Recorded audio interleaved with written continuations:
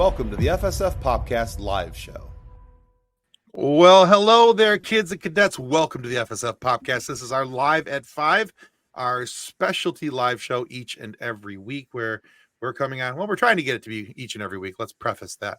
There'll be some weeks where we don't come on, but this is a special edition because today we are talking about the season finale of the awesomeness that has been X-Men 97. We hope that you had prepared yourself for this episode by readying your emotional damage blanket and bringing it out with you, because there was emotional damage. And there's a lot to get into. So we're very excited about this. Oh, by the way, say hi to producer John, because I'm really bad at introductions. Hi, John. How's it going? Oh, dandy. So, all right, like I said, today we're talking about this right here, this beautiful show, the season review of X-Men 97. We're going to focus a lot of our information today on the finale itself. Of course, we may dip back into some other stories that we're furthered on into with the season finale. But primarily, I think our discussion today is going to be talking about the season finale itself and where do we go from here. So what does that mean? That means there's going to be all kinds of spoilers. So if you have not watched X-Men 97, the season finale today, you have two choices. You can either, one, be okay with spoilers and continue watching, or two, come back when you've watched the season finale and then not be upset that we gave spoilers out. So this is your one and only warning that there will be spoilers given, because basically the rest of this show is just all kinds of spoilers. Yeah, I mean, there's spoilers for 20-some-odd-year-old comic books, but there's still spoilers if you haven't read those. And if you haven't read them or you haven't watched the episode, it could still be a spoiler. So yeah, or if you're a weirdo like me who reads the last chapter of the book and then looks for clues along the way. Yeah, I do. Drives everybody I know crazy. It's a lot of fun. That would drive me insane, because I would feel like the whole story is ruined.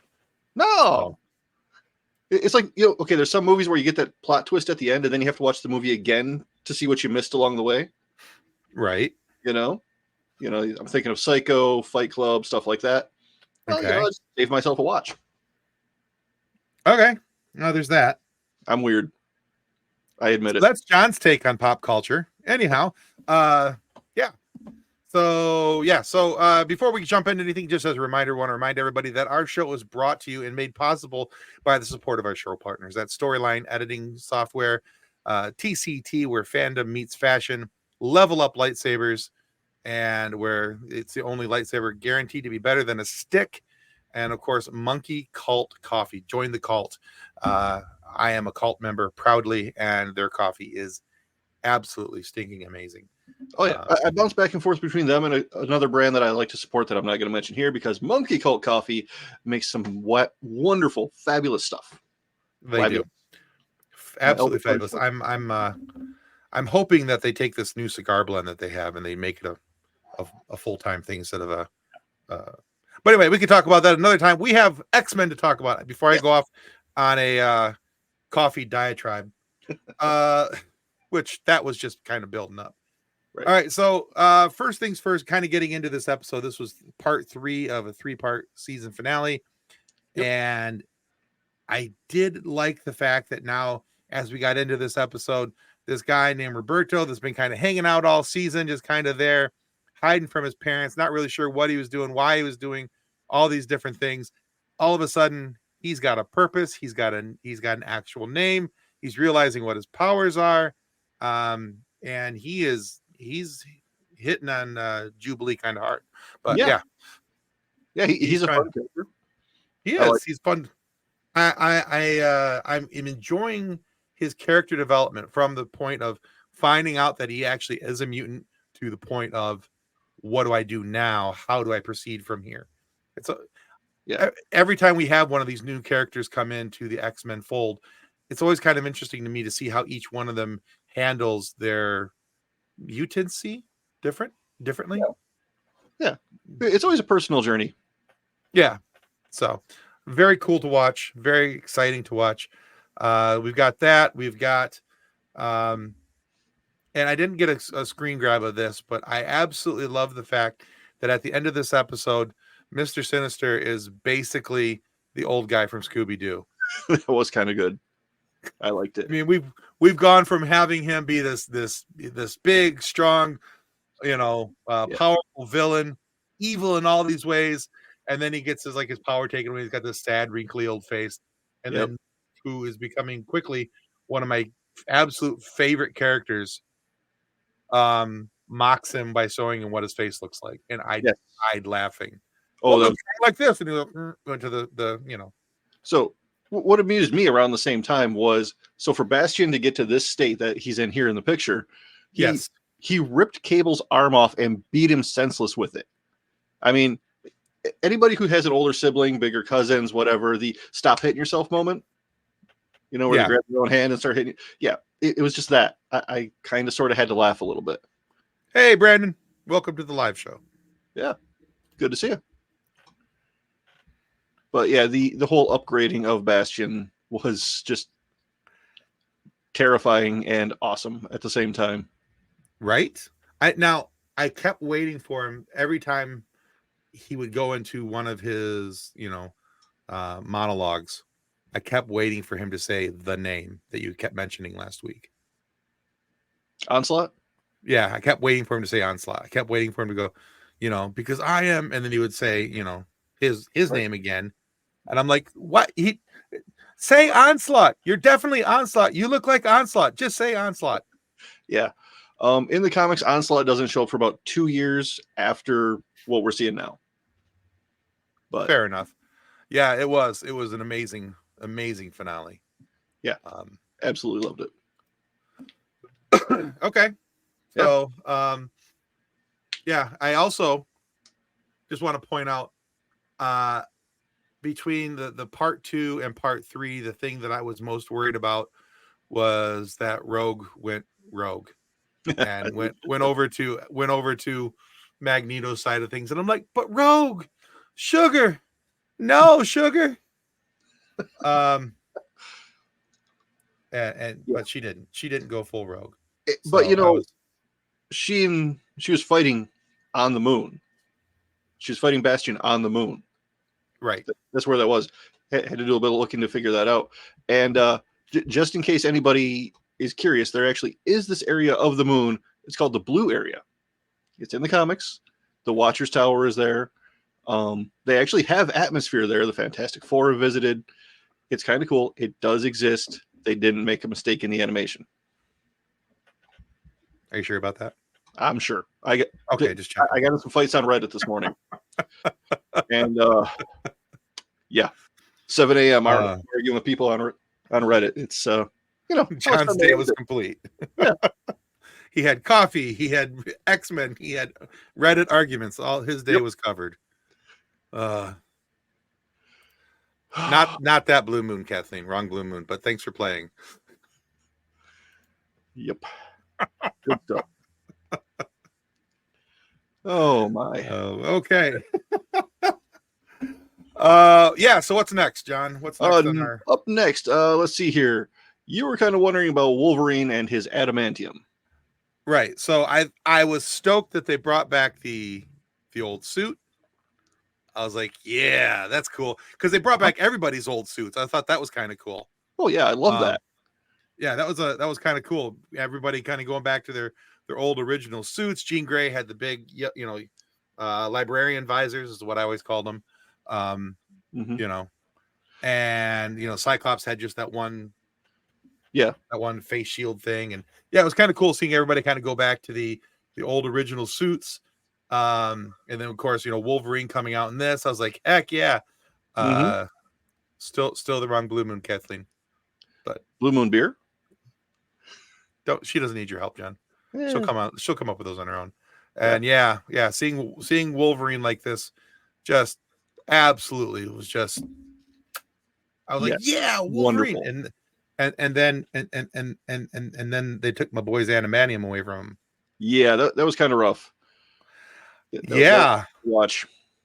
Yeah. So these are the this is from part 2 to part 3, and seeing all the fallout from that, and seeing what was happening with them. Oh. Brandon says reminds me of the end of Lightyear with the Alpha suits. Yep. Yeah. Yes, sir.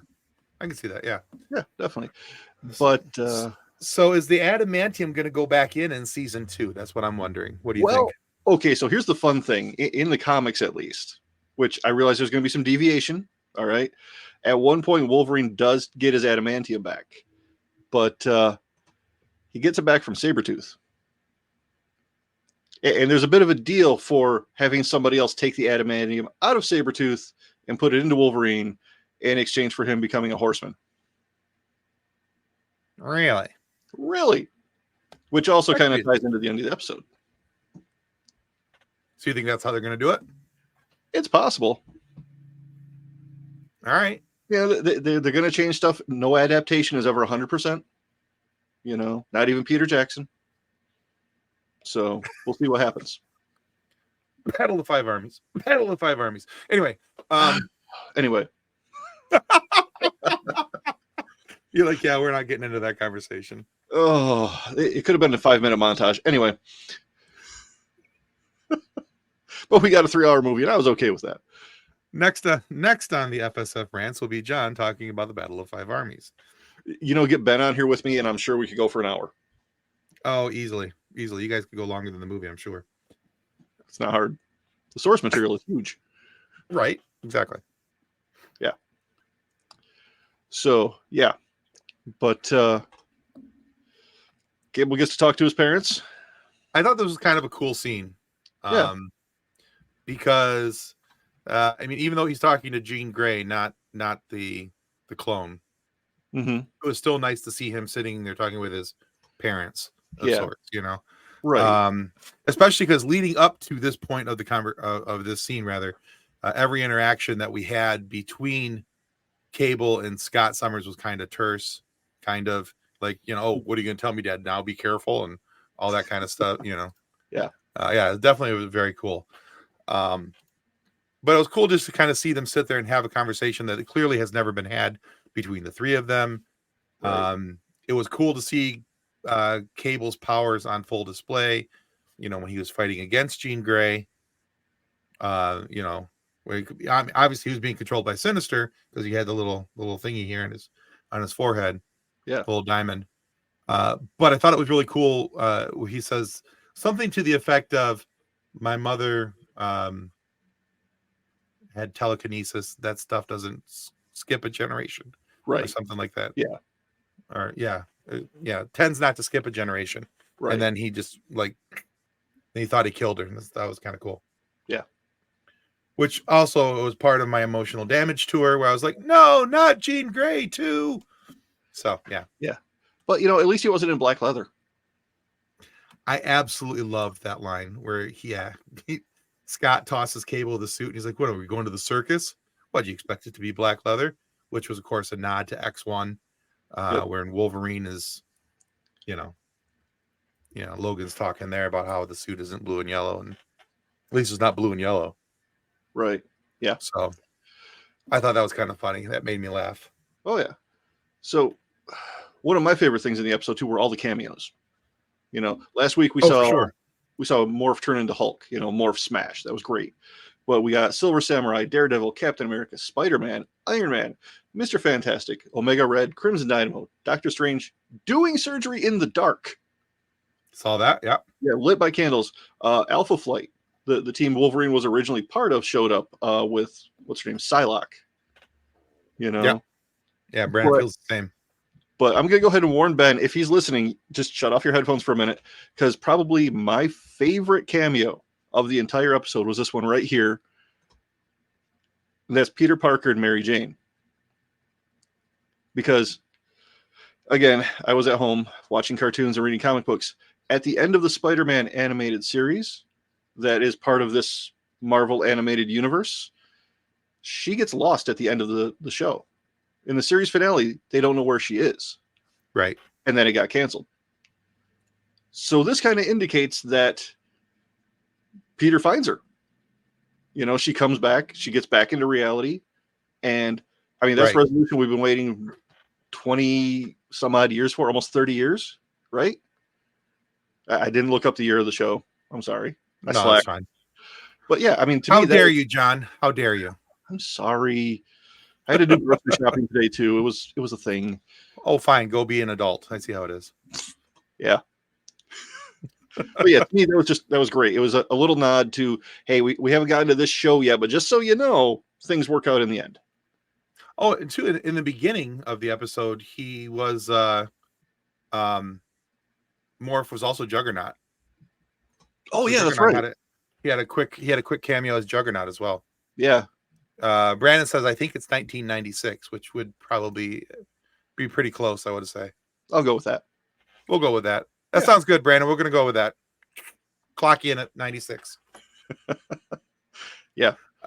But that was a kind of a cool, quick montage of all these different people, and then of course Captain America in the war room, Oval Office, wherever he was at, talking with the president and the rest of his board about the Magneto protocols, trying to get that ready to whether they were going to shoot at the asteroid M.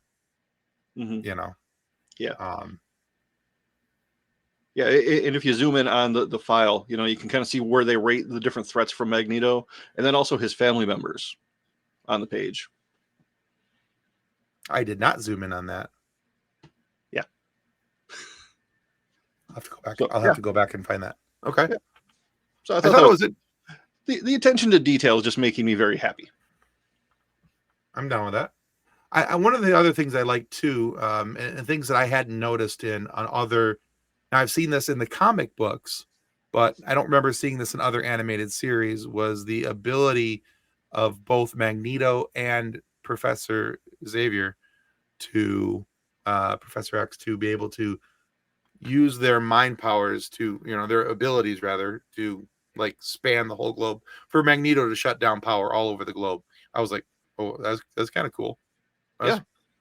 I don't remember ever seeing that in any other animated series. So to see that in today's episode, I thought was kind of cool. And then to see what Magneto or Professor X was doing with Magneto, and I know that he can get into people's heads. I know that he can walk them through things, but the ability he had to reach everywhere, because like his power was through like the blue things, just the blue rings going all over the globe, and then Magneto's was the yellow rings going all over the globe. I just thought it was cool. I don't know why I tied into that so much, but I was like, oh, check that out. That's cool. Yeah. And I'm still not sure exactly how it works to have everybody split up through time and space like that. Right. But the team gets split up in some interesting ways. Yeah. I did like, before we move on to anything else, I also want to mention too, one of the things I most appreciate about this series versus the live action adaptation of X-Men that we've had thus far is that Rogue is not just somebody who sits in the corner and talks. Rogue kicks some serious butt in this episode. Oh yeah. When she's fighting, my brain just went blank. What's the dude's name? Bastion. Big guy. Bastion. Thank you. Yeah. I don't know why I couldn't remember that. All of a sudden I'm going, the big guy, the big villain. Yeah. I mean, she's taking on Bastion one-on-one, and she's owning him pretty good for a while there. Until he flips the script on her. But, for the most part, I mean, she, unlike the movies, she can fly. Well, that's because in the cartoon, she took, Carol Danvers' powers, and at least part of them. So exactly. Yeah. Rogue is the bomb for sure. Yeah. For sure. Yeah. And she was giving Bastion some bombs, this bomb and this bomb. And yep. Oh yeah. So, all right, cool. Yeah. But then the whole time warp happens again. Right. And some of them go in the past. So I was like, Egypt. I was like, oh no. Are we getting Apocalypse? Because I was not watching the clock very closely. Okay. I'm like, how much of this episode is left? Are we getting Apocalypse built into this episode now? Yeah. As soon as we saw Egypt and it was the ancient Egypt, I'm pretty sure we're getting Apocalypse. And then in the other scene where he takes off his mask, says his name, and I saw the blue lips. I'm like, yeah, that's Apocalypse. Yep. That's the blue mouth guy. there's a bit of a resemblance between this guy and this guy. Just a little one. This guy and this guy. Yeah, just a little one. Which is great because that means they might be adapting one of the weirder comics that I remember, Rise of Apocalypse. Right. Which, I mean, the guy in the green hat is Kang. Oh, interesting. Okay. Yeah. So, kind of a weird story, but still fun. And it's going to be interesting having Magneto and Xavier, back there influencing Apocalypse to see what happens, how that moves forward. Yeah. Right. Yep. Well, and then there's go ahead and I'll jump in on this part. Yeah. Later. So then we go from the distant past to the year, what did they say? The year 3960, right? Where Scott and Jean, Kang the Conqueror. Yeah, absolutely, Brandon. Yep. And they meet Mother Ascani, who, we haven't had her voice actress on the show yet, but if she'd like to be on. That would be Gates McFadden. We would love to talk with Gates McFadden. Yep. If you're not aware with who Gates McFadden is, that is Beverly Crusher from Star Trek TNG and Picard. So yes. We would absolutely love to get Gates on the show. Right. So she's actually shown up. Mother Ascani has shown up previously in the series. She showed up a few episodes ago as this individual, Rachel Summers.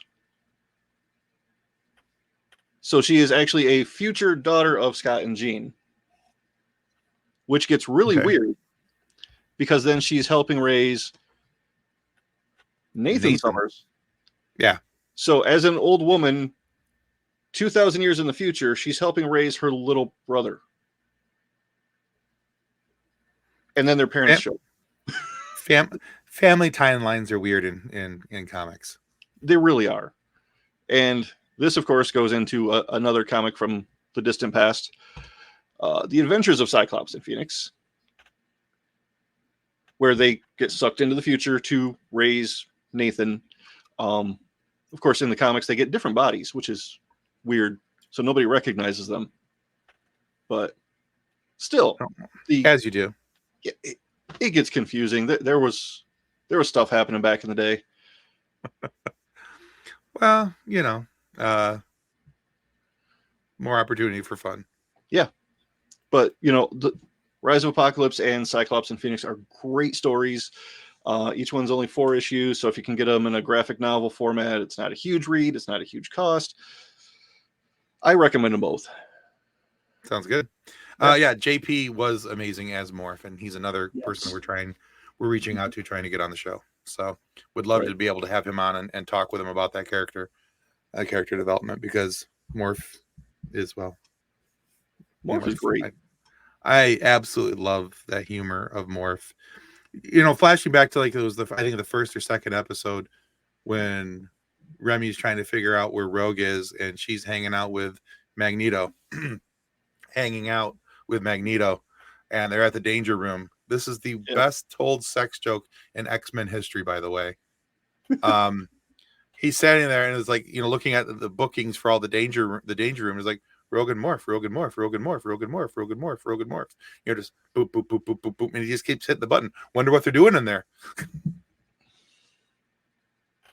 It made me laugh. Anyway. See, Carrie Walgren just posted that she was in episode 8. Really? I'm going to have to check that. Well, yeah, we'll have to go back and double check that. I'm sure she was. If she said she was in it, she was in. I just want to go see who she was. So, that's really cool. We're going to be interviewing Kari next month in June. We had to push her date back a little bit. She was busy with she got some new voice work opportunities. So work comes first. She can talk with us anytime. So, but we had to push that back a little bit. Yeah. And the voice of Jean Grey is Jennifer Hale. Yeah. Who's been on the show. Yeah. I was looking at the cast list, I paused the credits and it's like, okay, so you've talked to her, you've talked to him, you've talked to him, you've talked to her. It was a fun list to go through. It is. It was for me, because, doing the bookings for the show, I was sitting there looking at it going, got him, need him, got him, want him, need him, got him. It's like being a comic book store. Okay. Pretty much, yeah. Same thing, just different format. Right. Yeah, really excited. So are we, Brandon. We're excited to be able to get Kari on the show. I think she's gonna have a lot of fun. I think we're gonna have a lot of fun with her. So all right. So anything else that we need to cover for today? I think that was most of it. Okay. I mean, What about what are our thoughts for moving forward? Is season 2 out yet? When is season 2 coming? We don't know yet. But it's not next Wednesday, and that's not soon enough. So right. Now I do remember, I think it was even while you were interviewing the cast, the original X-Men cast, that they were already working on season 2 before season 1 went up. That was last year. I was pretty sure that it was when we were talking with Lenore Zahn that she told us that they had already started for some stuff for season 2. Yeah. But she's like, we haven't gotten into it too much because they had done season 1 quite a while previously to that, but season 2 they were just starting to get into. So we still have your question for Kari, no problem there. But and we'll be posting some information about questions for fans to be able to ask her here shortly. So we've had the opportunity to have George Buza, the voice of Beast. We've had Cal Dodd, the voice of Wolverine. We've had Lenore Zahn, the voice of Rogue. Jennifer Hale, thank you, the voice of Jean Grey. The brain is not firing up on all cylinders today. So we've had a good portion of the cast on the show. And if we could get a few more, I mean, we love talking to voice actors, so we're going to do our best there. But yeah, so there's a lot happening with this series, and I'm curious. The two things I think moving into season 2 that I'm most curious about are now, number one, because I love Wolverine, always have. Mm-hmm. I want to see what they're going to do about his adamantium and how they get it back, how they get him back to being Wolverine. The Wolverine that we know and love. And speaking of the Wolverine, okay, I don't think, did you mention that morph was Jean Grey for a quick scene? I did not. Okay, when he's at his bedside, he's like, she can't say this, but I can. I love you, Wolverine. Right. Yeah. So, I'm a little curious on the interpretation of that going forward. Right? Because what is he going to remember? Right. That's what I'm curious about. Because when you're in shock, and yeah, and he's going to have heard it in Jean's voice, right? So, and there's already a little bit of some issues there. Right. So, 2025 winter. Okay. That makes sense. It really does, just because of the amount of time it takes to animate episodes, everything else, get them produced, right, edited. Yeah. I get it, but animation houses have multiple projects. It's okay. Yeah, I'll forgive them. Next week would have been better, but we'll allow it. Is this the FSF Popcast? No, this is Patrick. That one's mine. That is yours. Yeah. Yep. Yeah. So there's that. You, I'm not Cal Dodd serenading you in an episode, but I love you. So I'm interested about what happens with Wolverine, and then I'm most interested in the storyline of what's going on in Egypt with the Rise of Apocalypse. Yeah, that one actually has me very interested, because that storyline affects so many other things, so many other people. Kathleen says, if you really love me, you'd sing to me on the internet. Because I love you, I won't sing. We've been over this. Hold on. No, ain't gonna happen. It was worth a try. It was worth a try. I was like, well, maybe if I took myself off the screen and you didn't feel like you were singing to me. No. Okay. Whereas we know how much Guinness it takes for you to serenade Tater Tots, we know it's just never a good idea to get me to sing. 4 Guinnesses and 2 shots of Jameson, and I will sing to Tater Tots. So, just saying. I've done the math. You'd let me dye your beard blue? Possibly. We can talk about it. All right. What are you looking forward to in the next season? Next, just finding out where they're taking these stories. Because whereas, like I said, I've read these books, but this is a new interpretation. And I like being surprised, even if I do read the last chapter first. You know, finding a new twist, something I didn't expect, didn't anticipate. A new interpretation of the old art is always fun. That comes at a cost, Kathleen. Glitter comes at a cost. Okay, so yeah, there's I do like to see the interpretations. I'm always kind of curious how they interpret from page to live action. Yeah, I think that there's always some nuances there. Some things will be different. And by default they have to be different because you're going from the ability, you know, somebody's drawing to yeah. Y'all gonna have to work this out off camera. This is a family show, y'all. Exactly.